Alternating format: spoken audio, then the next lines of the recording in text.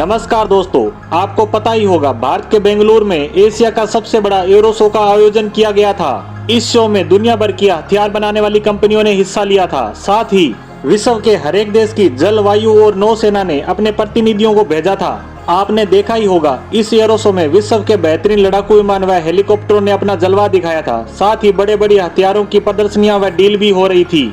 इन्हीं सब खबरों के बीच हमारे 5th जनरेशन लड़ाकू विमान को लेकर एक बहुत बड़ी खुशखबरी निकल कर आ रही है। आपको पता ही होगा, एमका का निर्माण पूरी गति से चल रहा है, जिससे वह जल्द से जल्द भारतीय वायुसेना में शामिल होकर हमारी वायुसेना की ताकत में इजाफा करे और हमारे देश की रक्षा भी।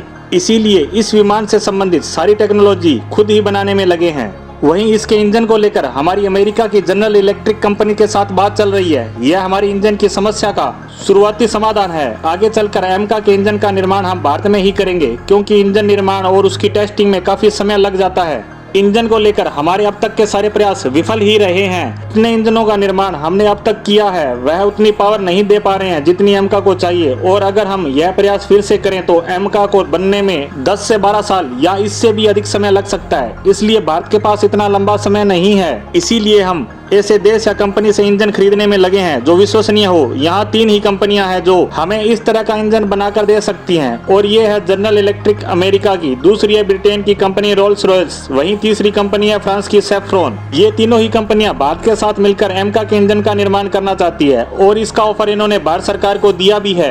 परंतु इन तीनों कंपनियों की भी एक शर्त है, और वह यह है कि हमारे इंजन लगने के बाद इन एमका विमानों का उपयोग भारत सिर्फ अपने लिए ही कर सकेगा। वह किसी अन्य देश को इसे बेच नहीं सकता। यही शर्त भारत को मंजूर नहीं है। इसीलिए हमारा किसी भी कंपनी के साथ फाइनल एग्रीमेंट नहीं हुआ है। हाँ, अमेरिकी कंपनी जनरल के साथ बातचीत कुछ आगे जरूर बढ़ी थी, परंतु इस एरो शो में एक बड़ा धमाका हुआ है। दरअसल इंग्लैंड की रोल्स रॉयस की तरफ से इंग्लैंड की सरकार ने एक कमाल का ऑफर भारत के सामने रखा है। इसमें कहा गया है कि भारत को इससे संबंधित सारी टेक्नोलॉजी ट्रांसफर की जाएगी। वह चाहे कितनी भी क्रिटिकल हो, उसको देने पर कोई रोक नहीं होगी। वहीं इसे लेकर कोई एक्सपोर्ट संबंधी पाबंदियां भी नहीं लगाई जाएगी। इसका मतलब यह निकलता है कि अगर हम रोल्स रॉयस के साथ मिलकर सिर्फ इंजन का निर्माण भी करते हैं तो उसे भी हम अन्य देश को बेच सकते हैं। साथ ही साथ इस इंजन को एमका में लगाकर उसे भी अन्य देश को बेच सकेंगे। इसमें पूरा का पूरा कंट्रोल भारत के हाथ में ही होगा। यह ब्रिटिश इतिहास का अब तक का सबसे बड़ा ऑफर है जो किसी देश को मिला है। अब भारत को देखना होगा वह इस ऑफर को स्वीकार करता है या नहीं, क्योंकि इस लाइन में 3 देश खड़े हैं और हमें अभी सिर्फ रोल्स रॉयस की तरफ से ही ऑफर आया है।